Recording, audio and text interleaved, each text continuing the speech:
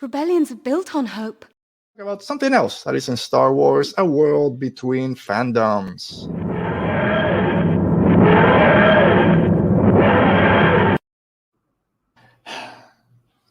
So here we go. Talk about other things around Star Wars that unfortunately our guests haven't watched too much of. So I'll try to be as Go, Alberto. Do it. Do what you want to do. Rings of Power, I episode you 6. Talk about things that you're excited about, Alberto. The greatest TV episode in the history of TV episodes. All right, maybe no, but it was close. I said last week, Oti, how much I love episode 5. You enjoyed it, but weren't as hyped for it as I was. No. This one is all action, all battle, and I'll be vague again because Rachel hasn't caught up. We haven't watched it, but oh man, the ending is what everyone's talking about, and it changes the whole season and the whole series and the way it's gonna go. It's something that we knew, what we hope was gonna happen at some point. Maybe not in season 1, but it happened, and episodes 7 and 8. Now it's gonna be interesting to see how this season ends. Arondir and Bronwyn, which I love their love story. This finally they get together. To me, their scene felt like Kenobi and Satine when Kenobi is basically saying, "I would have, if you told me to leave the Jedi Order, I would." That's how I felt, because being an elf and a human, you're not supposed to get together. Yeah, and the minute they're called to leave, he's like goes to do something else. Yeah, but here he's professing his love and telling them what the future is going to be, and we're going, you, me, and Theo. He doesn't leave her son away, who doesn't like him. We're all going, after this, we're just going to be together. I just love that scene because it was missing in the last few episodes. Numenor and their horses galloping to battle to help the Southlands. Not galloping, because they were going down that field, which is something I love in Star Wars. Take your help. You don't need to hear this, Oti. It was just awesome. You're just seeing my face right now. That's fine. But it all goes down to Adar, Halbrand, and Galadriel. Their battle at the end.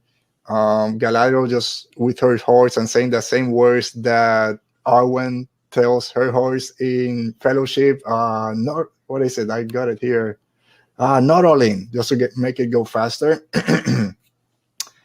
And it kind of puts a little bit more emphasis in all the Halbrand talk. If she Sauron, if she one of the 9 of the fallen kings of men, if she the Ghost King, we don't know.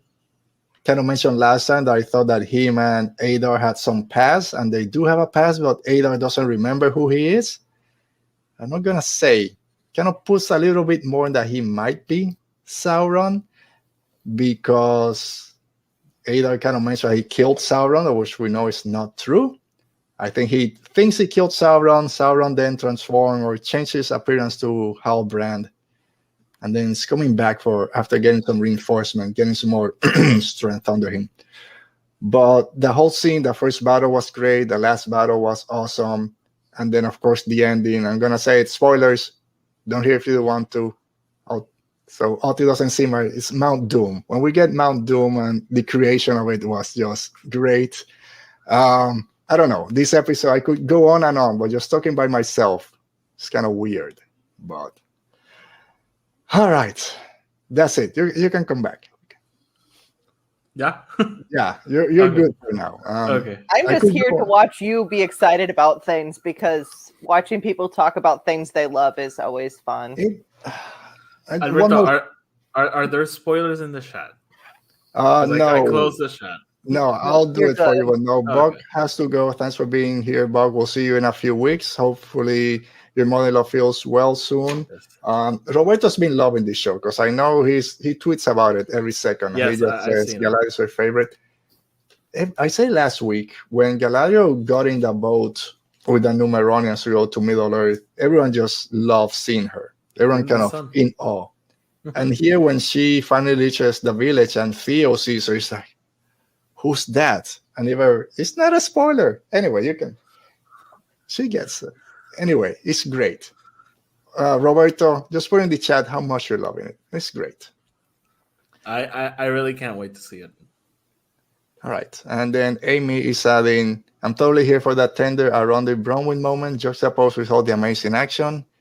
Yes, Amy, you can. It was a great episode.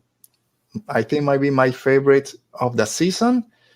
We just put so many things in motion for the last two. We didn't get anything with the Hardfoots or the Stranger, with the Dwarves.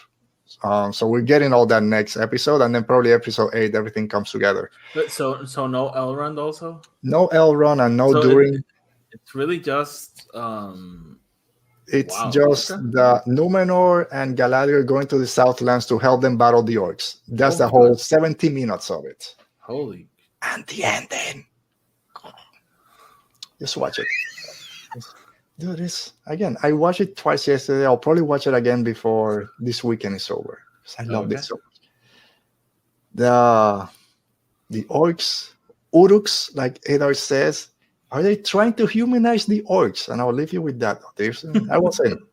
They're not, but a little. There's a little bit of they are throwing things at Galadriel's face, kind of, you're a little bit of a hypocrite. But watch it. And then DM me your thoughts when you watch it. I will. I think at some point I'm going to have to do a whole episode just recapping Rings of Power because I just love it. I'll be down for it. All right. So let's go real quick to House of the Dragon. Have you watched House of the Dragon, Rachel, or no? I have not. I was never a huge Game of Thrones fan. Okay. The problem is I like to hear other people's theories about it, so I generally read summaries to hear what everybody's talking about and look at the pictures of the pretty costumes. They are pretty. We talked about that last week. They're designs. insane. Yeah. And I should have said at the beginning, we now have on our YouTube page a whole separate playlist just for A World Between Fandoms. So if people can't catch them as we're doing the show, the live shows, or just want to see that part, I'll put a link somewhere here later so you guys can watch it. But all our episodes are going to be there. Oti, this is the first episode that now we have the older cast. So yes. Rhaenyra, Alicent kind of got switched because it's been 10 years. Yes, you know more about the lore for this one than I do. Does this kind of make sense with the way the story is told? And did you enjoy the new actors? I did. Emma Darcy plays Rhaenyra, and I think Emma Darcy was incredible as Rhaenyra. Yes. And there was a high bar. I can't remember the actress's name when Rhaenyra is young, but she did a phenomenal job. And now with Millie Alcock, she did a phenomenal job. And now with Emma Darcy, we're getting that older Rhaenyra. It was a little bit,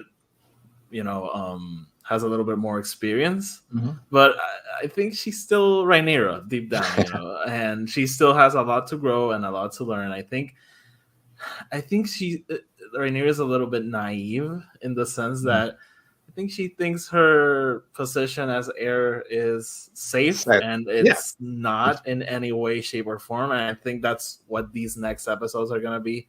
Because in this episode, she has to know, Alicent is cooking up something. And I think by the end, she kind of knows when she proposes, let's have our kids marry each other and be done with this. She kind of knows right there. And Alicent is like, Alicent has her read like a book because she's desperate. But dude, Alicent is just horrible. She's so petty, and she's so, I don't know what the word is in English, acompleja. Okay.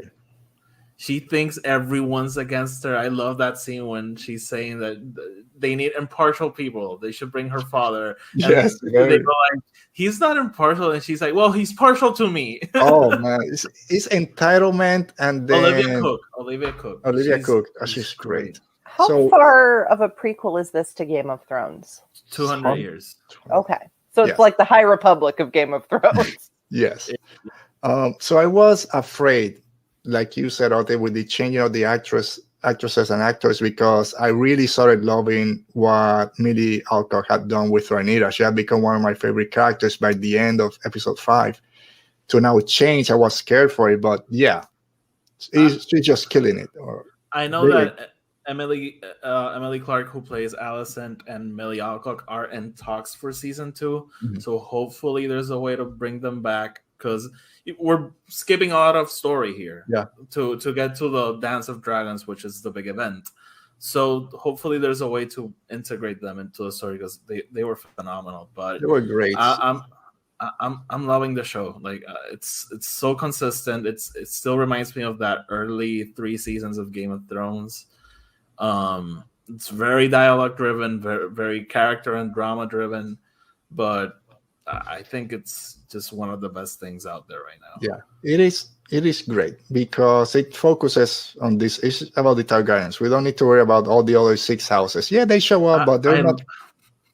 Yeah, I just love that. It's so focused on this dynamic. Yeah. So the only thing I'm afraid of going forward, they introduce so many new characters with all the kids. Then again, who's kids? Who's your father? Or we never know it here anyway, as we find out as the episode goes on. There's a lot of new younger characters. You've read the story. Are they're prominent going on? Do you think we're gonna see a lot of them? More so Alicent's kids. Okay. Yeah, because they're the ones that are trying, like she said, you're supposed to be king. We're gonna try and get you there. If I'm not mistaken, they're also gonna get recast sooner rather than later. Okay. Because there's gonna be another time jump. And hopefully by then Viserys is gone because he's hanging by a thread. He's Palpatine on Exegol. Yes.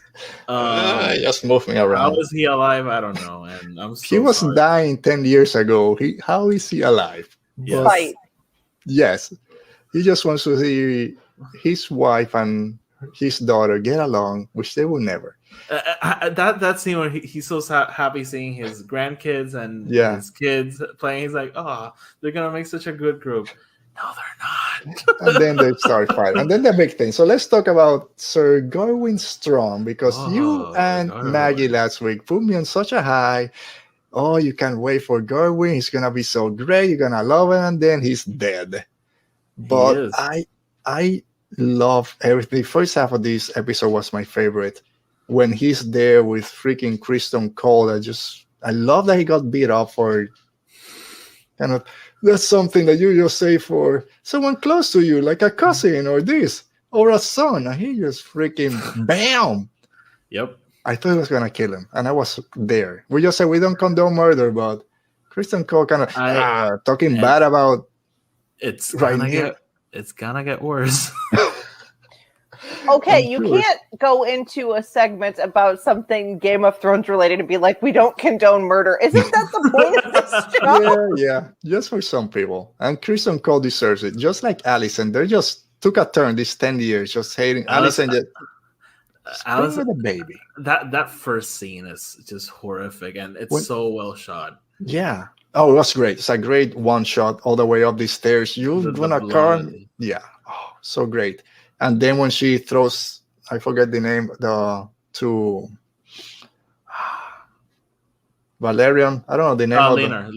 Rhaenyra, Valerian went, oh, maybe keep trying. Maybe one of them will look like, you're like, oh, no, I hate you now. She's the worst. She's horrible. Yeah, it was a great episode. And then tomorrow we'll get that. The only thing I didn't like, which is now I'm kind of contradicting myself, because one of the things I do like is how quickly it moves, that it doesn't take 5 episodes to go from point A to point B. Just, we got to get there. We're there. I thought it was kind of a cheap shot, the way they just killed Harrenhal, burn it down too easy. Like, you guys used to be murderers. Go do this. Everyone's dead and it burned it. Really? That's it? I agree. It happened way too fast. And not sure where Harrenhal is. There's something I always like to comment on. Like, I love that Rhaenyra is like, we got to get out of here. We got to go to Dragonstone. If it's Dragonstone is like far, far away. Dragonstone is right next to King's Landing. Like, right next to it. Yeah. All right. So let's finish this. Daemon. We didn't get to talk too much about Daemon. He doesn't want to do anything else with the crown. He just wants to settle down. He's changed. He's a changed man. He's got daughters. He cared more about his wife than Viserys did. I think he wasn't going to go through with it in terms of doing a C-section, knowing that his wife was going to die. But then she kind of takes matters into her own hand and goes to this Godzilla of a dragon that she has, and then just burns. That's actually a change they made to how she dies, but I kind of liked it because it parallels Daemon's and Viserys' choice, and because they're faced with the same choice, and Daemon chooses the other. Yeah. All right. So yeah, next week it's gonna be great. Daemon and Rhaenyra. If she goes to Dragonstone, he's gonna. Daemon is single and ready to Rhaenyra. And that's his niece. Yay. Yes. The only reason I was hoping that Gerwin Strong didn't kill Kristen Cole is because I know that they have to have a rematch. Kristen and Daemon need to have that rematch. But Buck, who just left, said he hopes that Rhaenyra is the one that ends up killing Kristen Cole. I don't remember how he dies right now. But he dies. That's all we can. I mean, he's dead in Game of Thrones, so yeah. I mean, it's 200 years. Yeah, he's gonna die. Eventually. Hey, it didn't knock Yoda out with the High Republic. Yeah. All right. So yeah, Rings of Power episode 7 next Friday. And then tomorrow, episode 7 of House of the Dragon is going to be great. Now that the characters are kind of a little bit more time with the older cast. No. Oh, yes, Mo, you're all right. It is. We'll take that out. All right. So She-Hulk. Rachel, have you watched She-Hulk? I have not. I'm being a very, very bad guest on this show. I haven't watched it, and I'm a co-host. Oti hasn't watched it. He says every week, he says, I'll watch it, but he'll wait. I said I'll watch it eventually. I'm not a huge Marvel fan. I'm just here for how mad people are getting the twerking about twerking. Because I'm like, really? Like, that's your problem? Again, and I saw that tweets about twerking before I show the episode, and it happens in a post-credit scene for about 5 seconds. So if you're mad about that, then that's on you. But yeah, like Roberto's saying, it's a fun show. And that's the only thing you need to know going into it. Don't expect this to be the biggest MCU superhero show with the biggest connection. It's a fun 30 minutes, and that's what each episode is. And that's what I've loved about the last 4. This past episode was pretty fun also. I seen both sides because she basically ends up going to therapy with this bunch of like D-rated superheroes that she meets with Abomination. But they just kind of talk. She's been ghosted by this guy she was seeing, and then they kind of talk her through it. I seen some good things. People saying, yeah, it was great having someone express their feelings in a superhero show and all that, and all these guys kind of helping out. And also see other people. She has all these female friends and guy friends that she knows. Why isn't she confiding in them instead of a bunch of strangers that she just met? She could have had a different outlet. Plus, it's an episode directed and written by a male director instead of having one of the female directors kind of touch on some of those points, especially the ending of the episodes. Of this episode, the way it ends, when they kind of show you why the guy is ghosting her, it's kind of can be triggering to some people. Maybe it wasn't handled the best way. So I understand that part. But as a fun 30-minute show, it works. And that's what I love about it. All this superhero stuff happening in the background is the thing like, I don't really care about that. Let me just have fun for 30 minutes. That sense, I'm really enjoying it. So I think it's only about 2 more episodes. So it might be ending soon. And then, Oti, you can watch it. If you finish Miss Marvel, which you hadn't finished a while back. Miss Marvel is great. Did you finish Miss Marvel? Let's go. Okay, Rachel. I have not watched Miss Marvel. I'm not a huge Marvel fan. That's fine. I'm messing with Oti because he said it like 5 weeks ago. He hadn't finished, so I haven't finished. I still haven't watched the finale. Okay. I'm terrible with TV shows, guys. I'm terrible. Look, I can. When they were talking about possibly airing Andor and Bad Batch at the same time, I'm like, I can't do it. I can't keep up with 2 shows at once. I don't know how Alberto is doing 4 shows right now. I can't do it. My brain doesn't work like that. We gotta go, but when is Bad Batch coming out? 2023, right? It's January 2023, I believe. Yeah. Okay. So it's called Working from Home on Wednesdays and Fridays. I also do that, but I still have to same work. We all work from. Don't tell my coworkers and my. Alberto is not. Just let it be on record. Alberto is not working. I am on Microsoft Teams on my phone. I get my work phone transferred to my cell phone. Dude, I'm being serious. I get more work. People call me more on my off days or working from home than when I'm at my office. It's like they know. It happens. It happens. Mm-hmm. All right. So and then all the numbers from work come up as likely spam, and I'm like, I still have to answer it. All right. I want to thank, apart from thanking, of course, Oti and Rachel for being here. Let me thank the chat Mo, was great. Buck, Amy, Roberto, Dale, everyone that showed up today. Thank you for being here. Make sure you hit that like. We forgot to talk about it. Like, comment, subscribe, all that fun stuff. We've lost 2 subscribers on YouTube, so hopefully we can get that up. But we're here to have fun. If you didn't like it, there was something you didn't like. I say we fight. What Choice Fundraiser? Rachel, thanks for being here. Where can people find you? Thank you for having me. You can find me on Followers of the Force when we record. We're all our main host is in Orlando, so there's been some weather. But so you can find me on there. You can find me on Twitter at Built on Stardust, and I run the Twitter account for the What Choice fundraiser. We're trying to get our last 2,000 to hit that 50,000 mark. So we're going to be announcing some new raffles soon. So follow me at What Choice 22. All right, check that out. That's a great fundraiser, guys. They great with that, and all the fans, everyone that supported that when it was going on and still going on. And you can get Oti's great shirt over there also, supporting What Choice. Oti, just say what you always say. Come on, guys. Whatever it says down there, just follow that on Twitter and Instagram. And Alberto leaves the show notes. It's there. It's in the show notes. You can find all the links for Oti, for Rachel, for all the fundraisers. Everything's down there in the chat. Thanks again for everyone that joined us. We'll be here next week with our friend Norhal. Stay safe. Be safe. May the force be with you.